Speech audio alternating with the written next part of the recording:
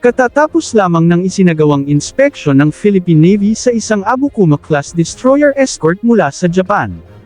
Matapos ang nasabing inspeksyon, nakabalik na sa bansa ang delegasyon ng ating Navy, at kanila nang binigay ang kanilang mga findings at rekomendasyon sa Department of National Defense para sa pagdesisyon.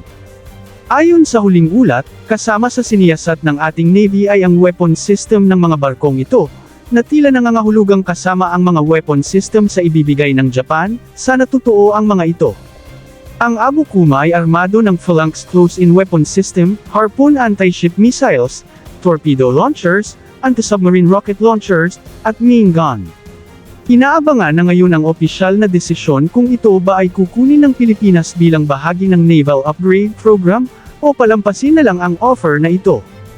Habang patuloy ang kasalukuyang mabilis na modernisasyon ng Japan Self-Defense Forces, nagpahayag ang Japan ng interes na ibigay ang ilang mga dinikomisyong barko sa mga bansang kaalyado sa Southeast Asia, lalo na ang Pilipinas.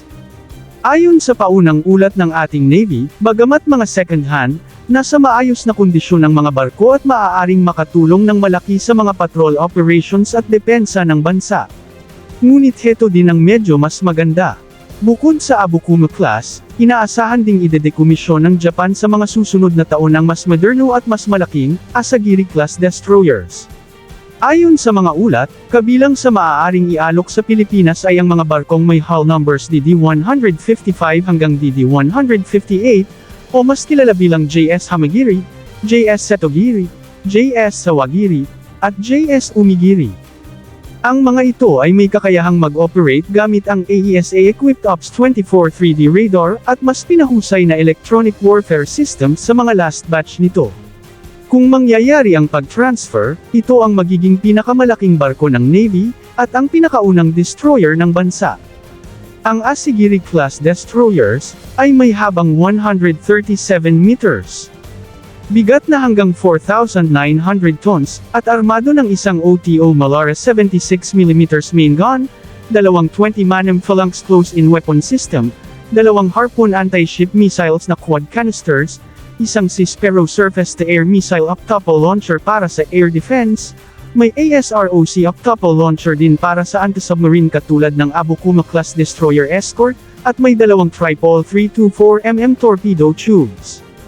Gayunpaman, isa sa mga isyong binibigyang pansin, ay ang paggamit ng pure gas turbine engines na maaaring mangailangan ng mas mataas na maintenance at fuel consumption.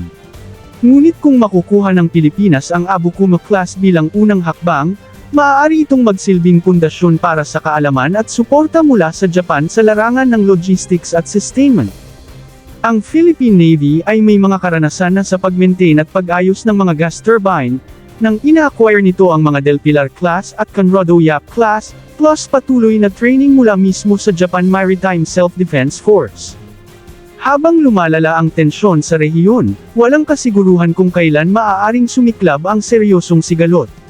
Sa kabila nito, limitado ang pondo ng Pilipinas para sa mga bagong build na barko, kaya't kinoconsider na rin ang mas praktikal na opsyon, ang pagkuha ng mga used but steel capable warships.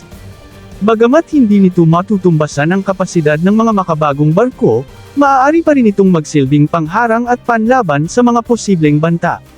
Sa mas mababang halaga, ito ay nakapagtataas ng gastos para sa mga potensyal na umaatake, isang estratehiyang maaaring makapagpatigil sa anumang agresyon.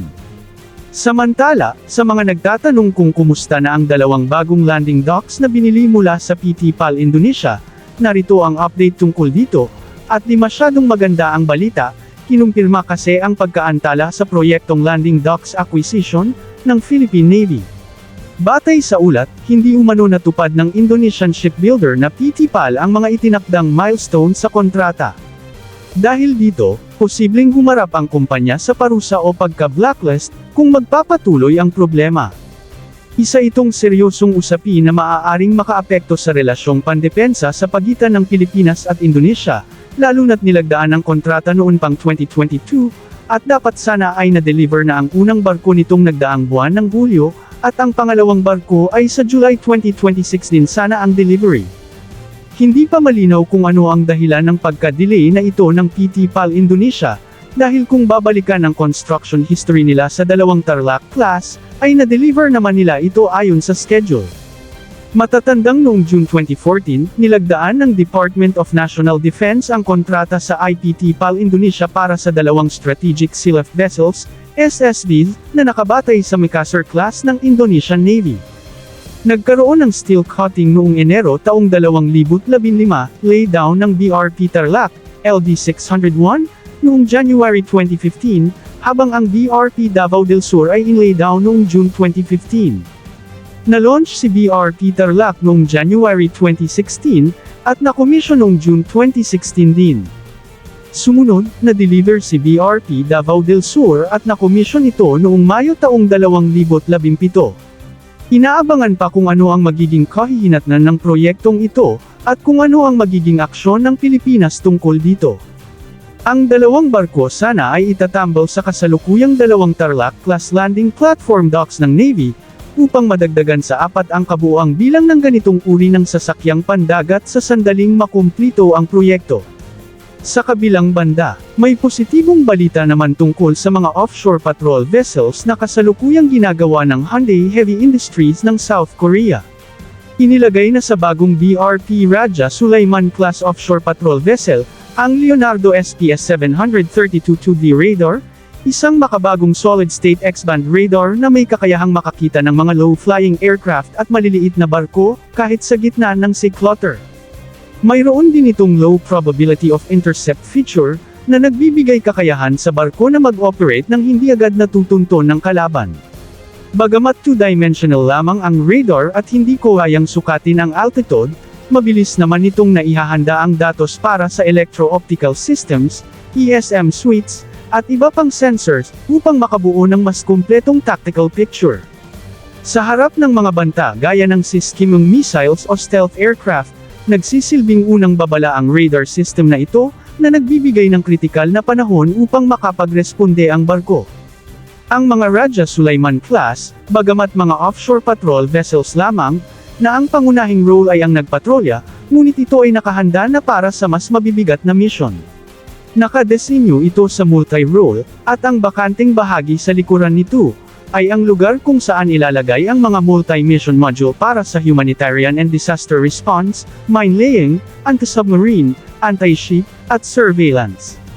Sa harap ng tumitinding hamon sa West Philippine Sea at sa buong rehiyon, kailangang maging maagap, madiskarte, at mapagmatsyag ang ating sandatahang lakas.